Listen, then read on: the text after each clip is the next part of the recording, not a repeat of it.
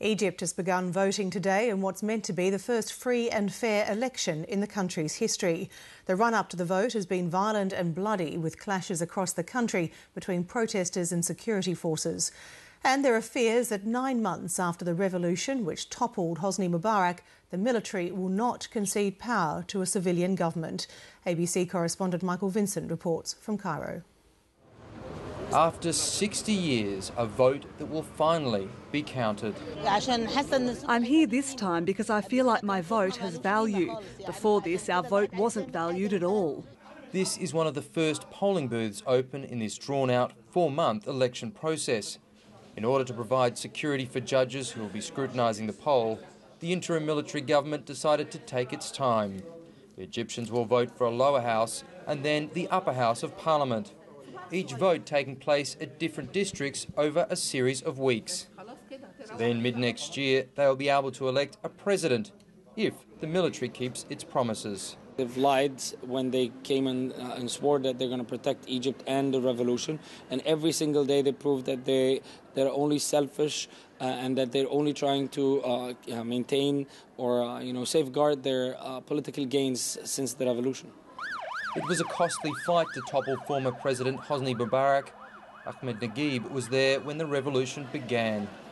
Now he and other young Egyptians have been fighting this past week for the military to finally cede its powers to the people. They took loyalty packages from Mubarak. He bought them with the loyalty packages. Their loyalty is not to this country, it's to their pockets and Mubarak regime.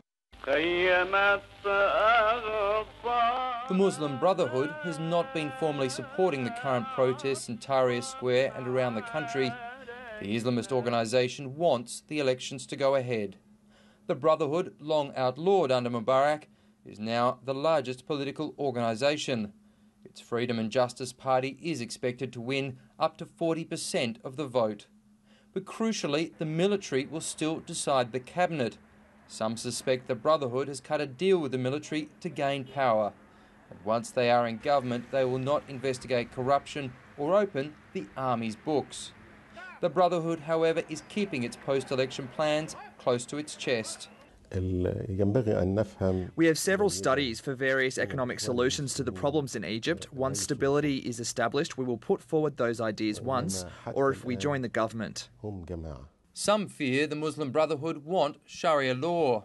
We don't want a secular state, no. We want an Islamist country in part, a civil society with an Islamic reference.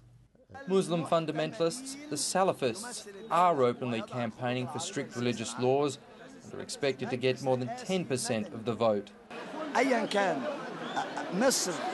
Yes, we want Sharia law. Egypt is Islamic. Sure, we have Christians and Jews, but the nice thing about an Islamic state is that others can live by their own religious laws as well. Whoever gets the most votes is unlikely to gain an outright majority and will have to form a coalition. But even the timing of these elections is being questioned because of the security concerns. Dr. Hosni Mubarak was considered by the ruling military council for the position of interim prime minister. The silent majority of this country will not go to election. And this election will be simply a facade. Nothing, it will not represent the real will of the society. And Dr. Mubarak says the army has not only failed the revolution, but also Egypt's poor. Nothing was done during the 9 months. Ask the poor, nothing has been done. Heba Murayev has been watching the revolution evolve. In several months' time, Egypt will have a real, true, open democracy. Well, the short answer is no. It's not just about the elections, it's also about what checks and balances are put into place, what position the military has vis-à-vis the rule of law in Egypt, what accountability military officers can be held to. For the near future, the military will remain very much in control of Egypt. Many are hoping when there is an eventual transfer of power, it'll be much more successful and peaceful than the immediate post-revolution period. Michael Vincent, Lateline.